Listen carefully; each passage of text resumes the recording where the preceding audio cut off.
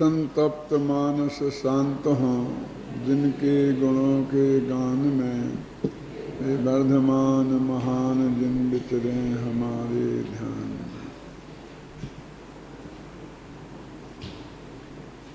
समय सार परमागम में 49वीं गाथा चल रही है, जिसमें अरस, अरूप, अगंध, स्पर्श और अनिर्दिष्ट संस्थान संबंधी बोलों की चर्चा हुई। अब अव्यक्त बोल की चर्चा चल रही है। इसमें तीसरे अर्थ की बात चल रही थी। चित्त सामान्य में चैतन्य की समस्त व्यक्तियां निमग्न हैं, इसलिए वह भगवान आत्मा अव्यक्त है।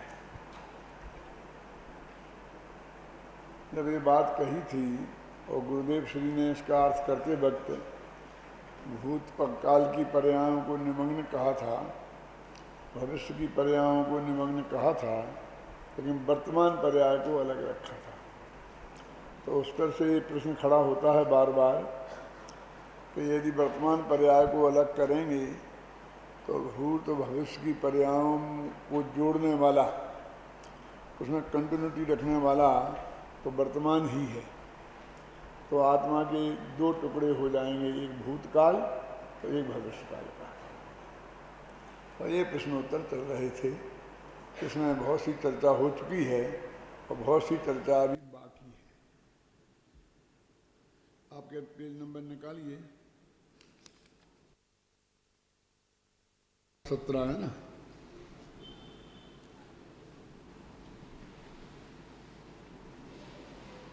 सबसे नीचे की 16वें पेज पर 3 पंक्तियां हैं। 3 कालों में भूत और भविष्य की पर्यायें तो पारिणामिक भाव रूप से शामिल हो गईं और वर्तमान पर्याय अलग रह गई, तो फिर वह आत्मा त्रिकाली कैसे रहा? ये बात पढ़ी थी ना। अरे भाई, पारिणामिक भाव पर्याय रूप नहीं है, द्रव्य रूप है, अतः वह सदा त्रिकाली ही होता है। भूत भविष्य की पर्यायें पारिणामिक भाव रूप हो गई का अर्थ ही यह है कि वे द्रव्य रूप हो गई। पर्यायें द्रव्य में से ही प्रकट होती हैं और द्रव्य में ही समा जाती हैं, अतः दृष्टि का विषय तो द्रव्य ही रहा। इसी कारण इस दृष्टि को द्रव्य दृष्टि भी कहते हैं। माने पर्याय थोड़ी रहा, पर्याय सहित कहाँ रहा? पर्याय के रूप में रही हो तो हम ये कह सकते हैं कि वह पर्याय को शामिल हो गई। जब पर्याय द्रव्य के रूप में शामिल हुई तो ये बात आप कैसे कह सकते हो? एक तो मुझे कल के बारे में, जो मेरे व्याख्यान के बारे में यहाँ जो कमेंट किया, उसके बारे में एक बात कहनी है और दूसरी इस बारे में भी कहनी है। किसी लड़के ने कहा कि शुभ भाव के कारण वो मुनिपना कायम नहीं रहा, शुद्ध भाव के कारण रहा। ऐसा कहा था ना कि कुछ और था, तो शुद्धोपयोग के कारण रहा। तो शुद्धोपयोग तो नष्ट ही हो गया जब शुभ भाव में आया, 6वें अनुष्ठान में आया, तो वो शुद्धोपयोग के कारण कैसे रहा? वास्तव में वो 3 कसाय के अभाव रूप जो शुद्ध परिणति है, उसके कारण उसका मुनिपना, भावलिंगपना कायम है। भाव शुद्धोपयोग माने भावलिंग नहीं है। शुद्धोपयोग और शुद्ध परिणति, इन दोनों को मिलाकर के नाम है भावलिंग। और उसके साथ रहने वाला शुभभाव और नग्न दिगंबर दशा, इन दोनों को मिलाकर के है द्रव्यलिंग, है ना। तो जब वो 6वें गुणस्थान में आया, जब 7वें में गया था, तब भी 3 कसाय के अभाव रूप परिणति निर्मल थी। और जब वो 6वें में आया, तब भी वो तो कायम ही है। अकेला वर्तमान का उपयोग नष्ट हुआ है। जैसे एक आदमी के पास 10 करोड़ की पूंजी है, वो बैंक में जमा है, और वो आज जाकर के रोजाना दुकान पे नई नई कमाता है, तो आज उसने दुकान बंद रखी, तो आज की कमाई गई, वो पूंजी में तो कोई फर्क नहीं आया ना। तो वो करोड़पति उस पूंजी के कारण कहलाता है, रोजाना की कमाई के कारण नहीं। क्या? तो पूंजी कायम है इसलिए वो है, समझे ना। तो वो शुद्ध परिणति कायम है इसलिए वो है, शुद्धोपयोग के वजह से नहीं। शुद्धोपयोग तो छूट गया और स्वभाव की वजह से हो नहीं सकता है वो, ये बात है। दूसरी ये बात कहने के लिए कि वो पर्याय तो द्रव्य रूप हो गई, वो पारिणामिक भाव रूप हो गई, इसलिए वो द्रव्य हो गई। तो पर्याय शामिल की बात वहाँ कहाँ रही कि भूत पर्याय की शामिल कर ली, वर्तमान को शामिल नहीं की। भूत की और भविष्य की पर्यायें द्रव्य रूप हो गई इसलिए शामिल हो गई, और वर्तमान की पर्याय द्रव्य रूप नहीं हुई, पर्याय रूप खड़ी है इसलिए शामिल नहीं हुई। अंतर समझ में है ना। ये उत्तर है। इसके लिए कल एक उदाहरण दिया था, अंत में किसकी समझ में आया नहीं आया, वो चंद्रमोहन तो चांद खां का याद है ना। चंद्रमोहन जब मुसलमान बन गया तो वो चांद खां हो गया, वो चंद्रमोहन कहाँ रहा। तो उन्होंने हिंदू को कहाँ शामिल किया। वो तो कहते हैं हमने तो मुसलमान को ही शामिल किया है, वो मुसलमान बन गया तब हमने शामिल किया ना, समझे ना। ऐसा जब वो द्रव्य रूप परिणमित हो गई तब हमने शामिल किया है, इसलिए पर्याय को शामिल कर लिया। ये हल्ला चिल्लपों क्यों करते हो। अब फिर प्रश्न है कि आप कुछ भी कहो, परंतु जब वर्तमान पर्याय अलग रह गई तो फिर द्रव्य त्रिकाली कैसे रहा, अखंडित कैसे रहा, यह समझ में नहीं आता। क्या ये तुम तर्क लगा लगा करके तो हमारा जबरदस्ती गले उतारना चाहते हो, ये बात पार पड़ेगी नहीं। अब कुछ भी कहो, मैंने कुछ भी तर्क दो। उत्तर, हम कुछ भी क्यों कहें, हम तो वही कहेंगे जो वस्तु का स्वरूप है, आगमनानुकूल है और तर्क की कसौटी पर खरा उतरता है। तीन बातें हो गई। वस्तु वैसी है, आगम में लिखा है और तर्क की कसौटी पर खरा उतरता है, वो बात कहेंगे। आप कुछ भी कहो, आप कुछ भी कहो कह करके हम झूठ बोल रहे, तुम स्पष्ट हम पे आरोप लगा रहे हो, अपने मन गणंत कह रहे हो, ये कह रहे हो तुम क्यों। देखो वर्तमान के दो रूप हैं, ये समझना है, बहुत मार्मिक बात है।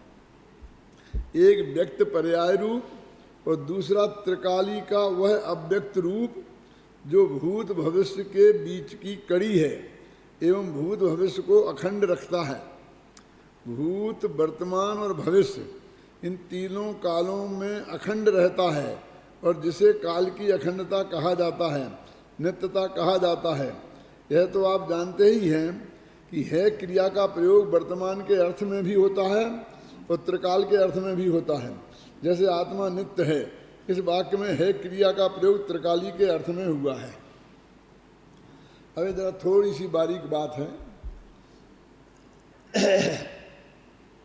हम क्या समझते हैं कि वो वर्तमान में का जो वर्तमान पर्याय ऊपर खड़ी है ना, तो उसमें जो त्रिकाली का अपन कहा था ना कल, दुकाली कहो नहीं, वो फिर भी त्रिकाली है। वर्तमान की पर्याय अलग हो गई तब भी वो अंदर त्रिकाली ही है, दुकाली नहीं है। क्यों? क्योंकि भूत, भविष्य, वर्तमान इन तीन की अखंडता का नाम त्रिकाली है। जो पर्याय बाहर से जान रही है तो ये समझ लो दो तरह की पर्याय होती है। एक तो जो प्रकट व्यक्त है जो वो जान रही है, और एक उसकी कंटिन्यूटी कायम है, वो भी वहाँ मौजूद है, इसलिए उसमें कोई अंतर नहीं आया। अब इसको हम क्या कहते हैं, तो हमारा व्याकरण से समझना पड़ेगा इसे। क्या फर्क है कि अपन समझे था माने भूतकाल और होगा माने भविष्यकाल, तो गा माने भविष्यकाल और है माने वर्तमान। ये बात सही नहीं है। भूतकाल और भविष्यकाल के बारे में हम कह भी सकते हैं, लेकिन वर्तमान के बारे में सही नहीं है, क्योंकि है का प्रयोग अकेले वर्तमान के अर्थ में नहीं होता है, त्रिकाली के अर्थ में भी होता है। कुंद कुंदाचार्य सर्वश्रेष्ठ आचार्य हैं, मतलब इसमें हैं जो शब्द है वो वर्तमान का सूचक है। आत्मा नित्य है, इसमें जो है शब्द है वो वर्तमान का सूचक है कि त्रिकाल का सूचक है? क्या जो फंडामेंटल ट्रुथ होता है उसके बारे में भी है शब्द का प्रयोग होता है। द्रव्य 6 प्रकार के होते हैं, इसमें है वो वर्तमान है कि त्रिकाली? अभी होते हैं कि त्रिकाल में ऐसे होते हैं? जीव अनंतानंत हैं, अनंत हैं, तो ये अनंत हैं जो शब्द है ये वर्तमान का है। आज ही अनंत हैं कि कल भी अनंत रहेंगे, पर कल भी अनंत थे, है ना? इसलिए जो है, अभी है के 2 अर्थ हैं, एक त्रिकाली और एक वर्तमान। तो त्रिकाली वाला है तो शामिल है और वर्तमान वाला है अलग रह गया। परिस्थिति ये है, हम उसको दो भेद नहीं समझ पाते हैं, क्योंकि वो भूतकाल की पर्याय तो द्रव्य रूप परिणमित हो गई और भविष्य की भी द्रव्य रूप ही हैं। अभी जब आएंगी, जब पर्याय रूप होंगी, वे अनागत पर्याय हैं। अब वो एक समय की अपन की समस्या है कि पर्याय निकल के अलग आ गई तो वहाँ नहीं रही, लेकिन वो द्रव्य ही रूप रही ना, वो तो भविष्य की पर्याय हैं। लेकिन ये पर्याय वो द्रव्य, जिस द्रव्य में शामिल भई वो द्रव्य पहले था कि नहीं था? क्यों? और जो भविष्य की पर्याय अभी आई नहीं है उस काल में वो द्रव्य है कि नहीं है, कि वो पर्याय रूप ही है? तो वो जो भूतकाल की पर्याय नष्ट होकर उसमें समाज शामिल हो गई, वो तो द्रव्य रूप शामिल भई, लेकिन जब वो द्रव्य रूप शामिल नहीं भई थी तब द्रव्य था कि नहीं था? तो द्रव्य के अस्तित्व के लिए उनका द्रव्य रूप होना कहाँ जरूरी है? ये तो उनकी बात हो रही है। तो जब वो भूत और भविष्य में भी था द्रव्य रूप, तो वर्तमान में भी द्रव्य रूप था। अब तीनों तरह की वर्तमान की पर्याय भी, दो भूत और भविष्य की द्रव्य रूप हो गई और वर्तमान की द्रव्य रूप नहीं भई, इसलिए अलग खड़ी है। इसमें त्रिकालीपना कैसे खंडित होता है? सूक्ष्म बात है, समझ में ना? गहराई से विचार करोगे, ये सब सुनने से और पढ़ने से नहीं आता समझ, पढ़ने से तो बिल्कुल भी नहीं आएगा, सुनने से भी नहीं आएगा। जब विचार करोगे तो आएगा। श्रीमद ने लिखा है ना, कर विचार तो पाम, है ना? विचार करेगा तो प्राप्त होगा, विचार नहीं करेगा तो प्राप्त नहीं होगा, है ना? मैं पढ़ता हूं इस बात को। वर्तमान के 2 रूप हैं, एक व्यक्त पर्याय रूप और दूसरा त्रिकाली का वह अव्यक्त रूप, जो भूत भविष्य के बीच की कड़ी है एवं भूत और भविष्य को अखंड रखता है। भाषा देना बहुत कठिन काम था इसे, फिर मैंने भाषा देने की कोशिश की, समझे ना? भाव का ही समझ में आना बहुत कठिन है, फिर उसे भाषा में व्यक्त करना बहुत कठिन है, और फिर सबसे लड़ झगड़ के व्यक्त करना बहुत कठिन है। इसको उसी की समझ में आएगा जो समझना चाहता, लड़ना बताता उसकी समझ में कभी आएगा ही नहीं। जिसे हमें गलत सिद्ध करना है ना, वो उसकी समझ में नहीं आएगा। उसे छोड़ दो, करते रहने दो उसको जो भी है। देखो, भूत भविष्य के बीच की कड़ी है एवं भूत और भविष्य को अखंड रखता है। भूत, वर्तमान और भविष्य तीनों कालों को कालों में अखंड रहता है। इसे काल की अखंडता कहा जाता है, नित्यता कहा जाता है। यह तो आप जानते ही हैं कि है क्रिया का प्रयोग वर्तमान के अर्थ में भी होता है और त्रिकाल के अर्थ में भी होता है। जैसे आत्मा नित्य है, इस वाक्य में है क्रिया का प्रयोग त्रिकाली के अर्थ में हुआ है। एक नियम है कि जो महापुरुष होते हैं, तीर्थंकर हैं, बड़े बड़े आचार्य हैं, नेहरू गांधी भी समझ लो, इनके में वर्तमान काल का ही प्रयोग होता है, समझे ना, इनके लिए भूतकाल का प्रयोग नहीं होता है। कालिदास थे नहीं, कालिदास महाकवि हैं, कालिदास थे, ये प्रयोग सही नहीं है, समझिए ना। भगवान महावीर हैं, थे नहीं। वो तो तुमको समझना होगा भी मोक्ष में चले गए, पहले इस पर्याय में थे तो कर लो तुम, ऐसी बात नहीं है। क्यों कि वो उसने लिखा है व्याकरण में, जिनका यश जिंदा है वे हैं ही। हुकुमचंद मर जाने के बाद भी हुकुमचंद है, रहेगा, था नहीं हो जाएगा, समझ में है ना। एक बात तो ये है। और दूसरा एक नियम और है व्याकरण का, आदरार्थे बहुवचनम, आदर के अर्थ में बहुवचन का प्रयोग किया जाता है। इत्यभिप्रायो समंत भद्रादिचार्याणाम, ऐसा अभिप्राय समंत भद्राचारी का है। तो क्या आचार्य का है तो तुम तो बहुवचन का प्रयोग करें, समंत भद्र के अनेक हैं कि आदरार्थे बहुवचनम, समंत भद्राचार्याणाम ऐसा प्रयोग है शास्त्रों में, समंत भद्राचार्य से नहीं, आचार्याणाम, आदरार्थे बहुवचनम प्रयोग करते हैं। अब देखिए अपने नहीं बोलते हैं कि वह माने एक वचन और बे माने बहुवचन, क्यों? अब आ गए एक वचन है कि बहुवचन? बोलो तो बोलो पंडित जी आ गए बोले कि आ गया बोले? पंडित जी आ गया बोलो, डॉक्टर साहब आ गया बोलो। हिंदी में क्या बोलते हैं आप? मुख्यमंत्री जी आ गए, क्या आ गया?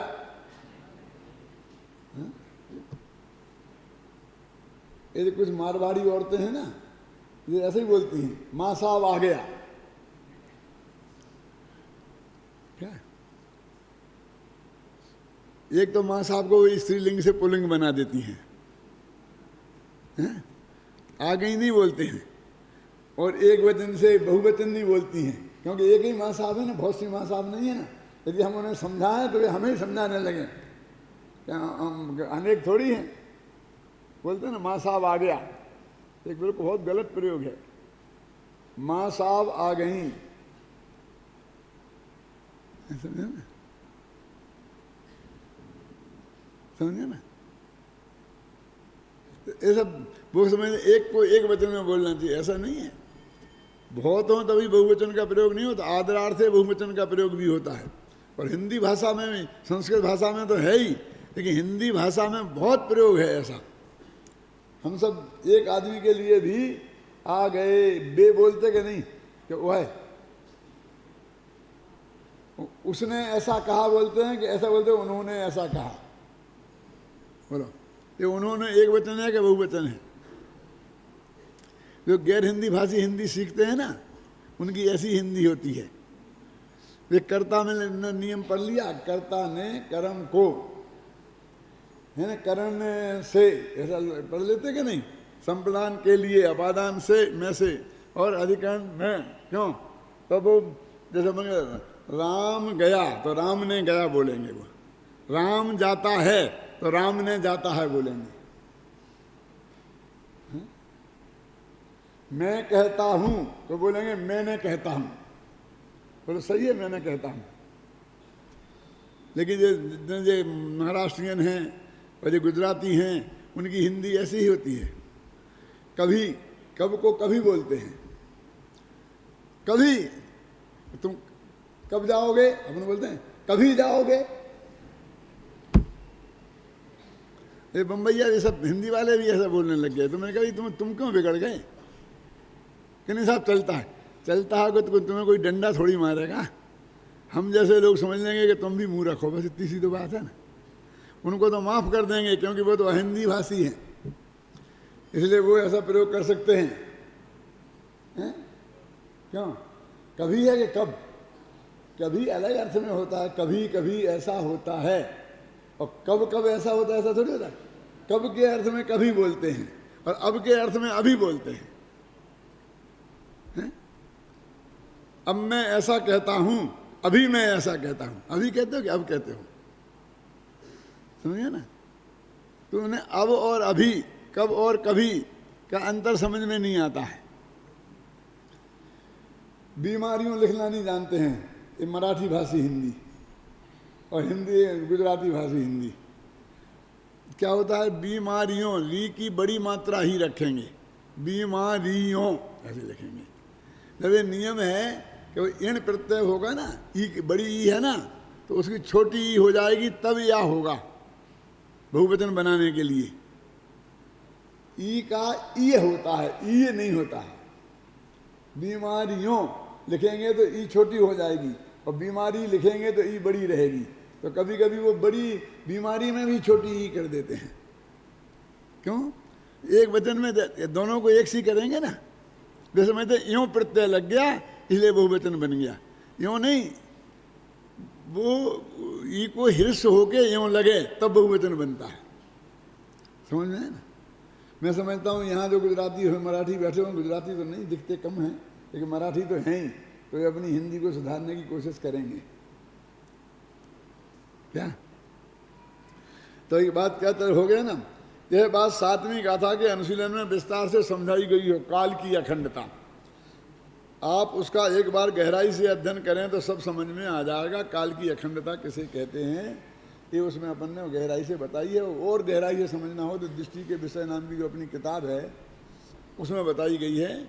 उसको मुझे एक दफ़े दोबारा लिखना है, मैंने संशोधन करके, लेकिन समय नहीं मिलता है तो वो वैसी चल रही है, इसे छप नहीं रही दोबारा। अरे भाई, आप एक और भूत भविष्य की पर्यायों को द्रव्य में पारणामिक भाव रूप से अंतर्मग्न मान रहे हैं, और दूसरी ओर उन्हें काल से खंडित भी कर रहे हैं। जब ये पारणामिक भाव से मान रहे हैं तो फिर आप 3 काल की बात कैसे कर सकते? भूत भविष्य वर्तमान। पारणामिक भाव में तो ऐसा भेद होता ही नहीं है। जब भूतकाल की पर्याय पारणामिक भाव रूप से परिणमित हो गई, द्रव्य रूप से हो गई, तो उसमें भूतकाल भविष्यकाल का भेद कैसे कर रहे आप? तो वहाँ शामिल भी कर ली, और फिर यहाँ भूत भविष्य का भेद भी खड़े किए जा रहे हैं उनको, है ना? आप यहाँ क्यों भूल जाते हैं कि पारणामिक भाव, द्रव्य क्षेत्र काल भाव सभी ओर से अखंडित ही होता है, और यहाँ भी वह अखंडित ही है। यही कारण है कि यहाँ चित्त सामान्य में चैतन्य की समस्त व्यक्तियां निमग्न होने से जीव को अव्यक्त कहा गया है। तीसरे बोल में ये बहुत चर्चा चलती थी सोनगढ़ में, जब गुरुदेव श्री मौजूद थे तब भी। वहाँ एक नवल भाई करके थे, और वो बहुत ज़्यादा ऐसे माने जाते थे कि वे बहुत निश्चय नए वाले हैं, मतलब निश्चय भाषी नहीं, निश्चय नए वाले, ऐसा लोग उन्हें मानते थे। तो मैंने पर्याय किसी भी रूप में, क्यों, एक मेरे गवाह बैठे हैं वहाँ पीछे, पुरुषोत्तम बाबू, मेरे सहपाठी रहे जी, मेरे सीनियर थे, मेरे 1-2 क्लास आगे थे, मरना विद्यालय में हम पढ़ते थे जब, तो बहुत चलती थी वो। ये उनके ग्राहक हैं, उनके पास जाके बैठते थे। क्यों जाते थे कि नहीं?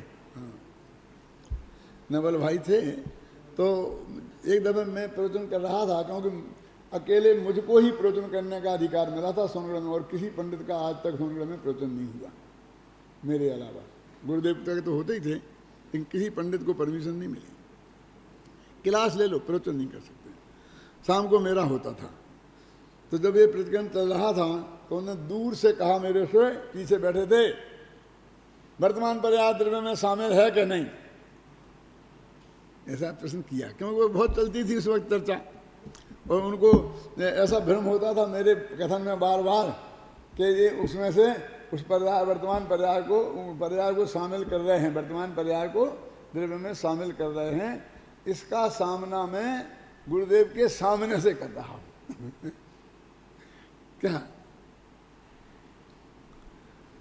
क्या प्रश्न किया था? वो क्या नाम, हमारा नाम भूल गया मैं, दुलीचंद जी। क्या प्रश्न था कि तुम वर्तमान पर्याय दृष्टि के विषय में शामिल है कि नहीं है? तो मैंने क्या उत्तर दिया था?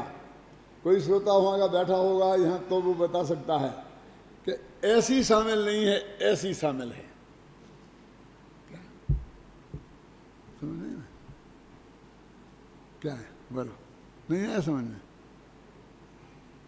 अभी बताता हूँ कि भाई एक लड़का लड़की की शादी हुई, शादी होती है एक और दिखती हैं दो, है ना, दोनों को मिला के एक ही होती है ना, और दिखती हैं दो। अब मान लो कि हमको लड़की वाले का निमंत्रण नहीं आया और लड़के वाले का आया और हम गए। अब हमसे किसी ने प्रश्न किया आप फलां सेठ की लड़की की शादी में शामिल हुए थे कि नहीं, बोलो क्या जवाब दूं?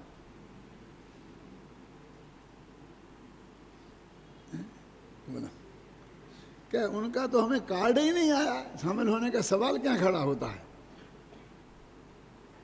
क्यों नहीं, हम नहीं हुए शामिल, लेकिन हमने जो उनकी फिल्म बनी थी उस फिल्म में आपको देखा है, देखा होगा। हम तो फला के लड़के की शादी में शामिल हुए थे क्यों, समझ में आया ना?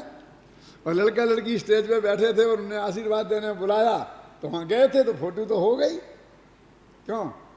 लेकिन हमारा ये कथन कि उनकी लड़की, हम ये भी कह सकते थे हाँ शामिल हुए थे, तो दोनों ही अर्थ सही हो सकते थे ना। तो मैंने कहा वर्तमान पर्याय वो पर्याय रूप में त्रिकाली ध्रुव में शामिल नहीं है। समझ में आई ना आपकी? में एक उत्तर तो ये, दूसरा ये कि यदि वो उसको विषय नहीं बनाए, उससे एक मेक नहीं हो, तो त्रिकाली ध्रुव का अनुभव कैसे होगा? मुझे बताओ। दूर खड़ी रहे और वो त्रिकाली ध्रुव अनुभव में आ जाएगा। सारे जगत को गेय बनाती रहे तो त्रिकाली ध्रुव अनुभव में आ जाएगा। तो उसे ऐसे शामिल होना पड़ेगा ना, उससे तन्मय होना पड़ेगा ना, उससे एकाकार होना पड़ेगा ना। क्यों? विवेल जी की भाषा में कह दो कि पर्याय ये कहती मैं शुद्ध हूं, पर्याय शुद्ध है, मैं त्रिकाली हूं। अरे पर्याय द्रव्य की तरफ से बोलती है, उसका अपने में से अपनापन टूट गया है और द्रव्य में अपनापन स्थापित हो गया है, इसलिए वो उसकी तरफ से बोलती है। कोई पाटनी की लड़की ने काशीवाल के लड़के से शादी की और हम उस लड़की से पूछें तुम कौन हो, बोलो क्या बताए, पाटनी का काशीवाल, आपके हिसाब से क्या बताना चाहिए? बोलो शांतिलाल जी क्या बताना चाहिए? काशीवाल लड़के से शादी हो गई, पाटनी की लड़की है, वो काशीवाल ही बोलेगी ना, भले ही पाटनी जी की लड़की हो, क्योंकि जिसमें शामिल हो गई, क्यों, वो उसके साथ ऐसी एकाकार हो गई कि वो ये भूल ही गई कि मैं पाटनी हूं। हम तो काशीवाल हैं, हम तो काशीवाल हैं। तो तुम्हारे देवर की शादी करना है ना, उसके बारे में नहीं अभी हमें नहीं, हमारा कोई विचार नहीं है अभी। तेरे से पूछता कौन है? आज तो वो देवर अपने माँ बाप से भी नहीं पूछता तू कौन होती है, वो भाई से भी नहीं पूछेगा, भाभी से कौन पूछता है। लेकिन उसने उस परिवार के साथ ऐसा एकाकार अपना स्थापित कर लिया है कि वो ऐसी कहती नहीं कि हमारी मम्मी का विचार नहीं है, कि पापा का विचार नहीं है, कि उनका विचार नहीं है, कि पति का विचार नहीं है। घर में जो चर्चा चलती है ना, कभी 2 साल शादी नहीं करनी, तो वो इसी भाषा में बोलती है कि हमें अभी 2 साल शादी नहीं करनी है। क्यों बोलती कि नहीं बोलती? क्योंकि वो इतनी एकाकार हो गई है।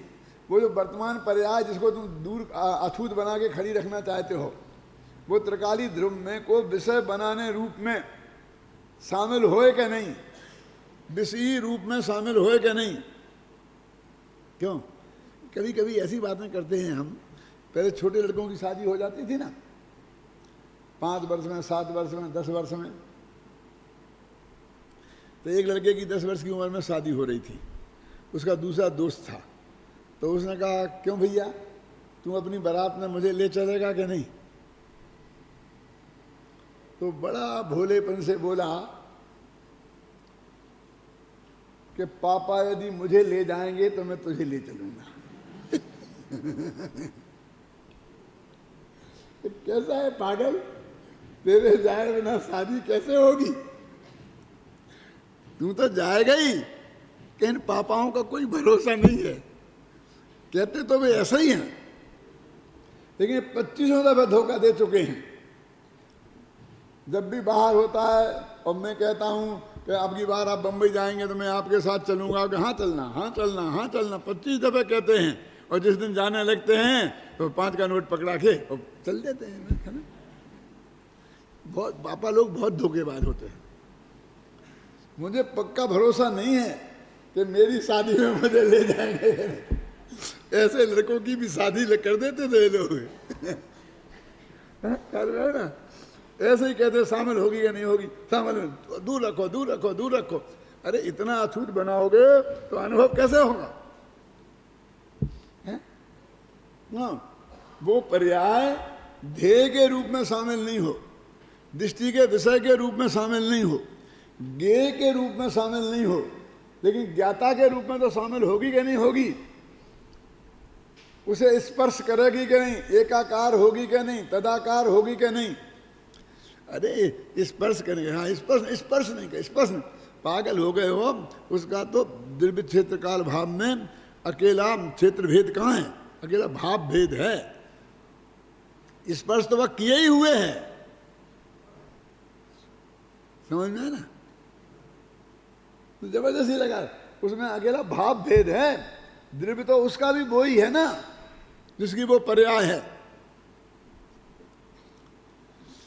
तो दृष्टि के विषय में पर्याय शामिल नहीं है, ध्यान के ध्येय में पर्याय शामिल नहीं है। उसका क्या अर्थ है वास्तविक समझते नहीं हम, और बस कोई भी एक आग्रह लेकर के और गहरा अध्ययन, मनन, चिंतन, स्वाध्याय, शास्त्र का ज्ञान किए बिना और कुछ भी छोड़ देते हैं और पक्ष खड़े कर लेते हैं। और 10-20 मूर्ख तो हरेक को मिल जाते हैं क्या, और उनमें से 2-4 करोड़पति हुए तो फिर बस मत भी चल निकलता है बस। क्या समझे ना, क्या चल रहा है अपना? देखो यहाँ पेज नंबर 4था अर्थ में, चौथे अर्थ में यह कहा गया है कि भगवान आत्मा क्षणिक व्यक्ति मात्र नहीं है, अतः अव्यक्त है। इसका भाव स्पष्ट करते हुए स्वामी जी कहते हैं, देखो वो भगवान आत्मा व्यक्त नहीं है ऐसा नहीं है, वो तो व्यक्त ही है। कहाँ लिखा व्यक्त है? एक गाथा है समय सार की, तो उसमें लिखा ना, एक तो जलहल ज्योति जगमगा हो रही है ना, अत्यंत प्रकाशमान ज्योति है, लिखा कि नहीं लिखा? तो फिर क्यों नहीं दिखता ज्ञानियों को? तो कितना बढ़िया उपाय है, उल्लुओं को सूरज नहीं दिखता है तो सूरज का क्या दोष है? प्रकट अति सूक्ष्म कहाँ है, कौन सी गाथा में है? यह भगवान आत्मा कैसा है? प्रकट अति सूक्ष्म शब्द है कि प्रकट भी है और अति सूक्ष्म भी है। तो भगवान आत्मा तो प्रकट ही है, ख्याल में आई ना, लेकिन वो क्षणिक व्यक्ति मात्र नहीं है। जैसी पर्याय व्यक्त है वो क्षणिक व्यक्ति है, और वो त्रिकाल व्यक्त है। तो क्षणिक व्यक्ति नहीं है, त्रिकाल व्यक्त है, उसको अव्यक्त कह दिया, गजब हो गया। क्यों समझ में आया आपके कि वो तो हमेशा ही व्यक्त है। जैसे अभी बोलते हैं ना, जब गुरुदेव की प्रवचन सुने होंगे कई दफे वो बोलते हैं कि भाई गुरुदेव आपने ये गजब की बात कही, आज बहुत नई बात बताई। नई बात बताई? हम तो सैकड़ों बार कह चुके हैं, 19 बार तो सभा में प्रवचन में कह चुके हैं, और तूने आज सुनी तो नई हो गई, तेरे लिए नई होगी क्यों? भगवान आत्मा अज्ञानी के लिए नया होगा, ज्ञानी भगवंतों के लिए तो अनादिकाल से व्यक्त ही है, अनंत। नहीं तो बताए कैसे हैं कि अनंत आत्मा है? वो छिपा हुआ होता तो भगवान ने कहा कैसे है कि अनंत है जीव? तो क्षणिक व्यक्ति मात्र नहीं है, बस खत्म। वो इसके निषेध के लिए उसको हमने अव्यक्त कह दिया, ख्याल में आई ना। तीसरे बोल गुरुदेव का वचन है, तीसरे बोल में सर्व व्यक्तियों की सामान्य बात कही थी। क्या कहा था? सर्व व्यक्तियों की सामान्य बात कही थी, परंतु चौथे बोल में क्षणिक व्यक्ति अर्थात एक समय की मात्र वर्तमान पर्याय की बात की गई है। उसमें तो सामान्य में व्याप्त समस्त व्यक्तियां ध्रुव सामान्य में अंतर्हित हैं, तो वो सामान्य बात कही थी, और यहाँ एक विशेष बात है, एक विशेष एक पर्याय को पकड़ा है। आत्मा क्षणिक व्यक्ति मात्र नहीं है, अतः व्यक्त है। एक समय की पर्याय व्यक्त है, वह क्षणिक है। जब आत्मा शुद्ध चैतन्य सामान्य त्रिकाल है, तो क्षणिक व्यक्ति मात्र प्रकट पर्याय के बराबर कैसे हो सकता है? वो तो बहुत छोटी चीज है, वो तो बहुत बड़ा है। इस बोल का तात्पर्य यह है कि पर्याय एक समय मात्र का सत होने से दृष्टि करने योग्य अर्थात आश्रय करने योग्य नहीं है। एक समय का सत है, आश्रय करने योग्य क्यों नहीं है? अतः अनंत काल में जिसका आश्रय नहीं किया है, ऐसे एक शुद्ध त्रिकाली अव्यक्त आत्म स्वभाव का आश्रय करना योग्य है। क्यों? एक औरत 99 वर्ष के बुढ़े के गले में बरमाला डाल दे और साल 2 साल में विधवा हो जाए और रोने लग जाए, तो लोग यही कहें क्यों रोती है? क्या मेरा पति मर गया, मैं विधवा होगी, रो नहीं? कि पागल, तूने तो वैधव्य के गले में ही बरमाला डाली थी, उसके अरबों रुपया देखकर। जितने जल्दी मरता उतने जल्दी तुम्हारा पति हो जाती। क्यों तुम रोती क्यों है? खुशी मना। ऐसे ही जिसने पर्याय में एकत्व किया, उसने उसके भाग्य में तो रोना ही लिखा है। क्यों? क्योंकि एक समय बाद वो नष्ट हो जाएगी। कोई त्रिकाली एक समय की चीज में अपनापन करे तो रोने के अलावा और क्या होगा? लोग में कहावत, परदेसी की क्या प्रीत है। परदेसी से प्रीति करेगा तो वो तो आया है, 2 दिन को चला जाएगा, फिर एक बार रोने के अलावा तेरे हाथ में क्या रहेगा? तो क्या त्रिकाली ध्रुव भगवान आत्मा एक समय की पर्याय में कभी भी अपनत्व नहीं करता है, क्षणिक व्यक्ति मात्र नहीं है। ये चौथे बोल में कहा है।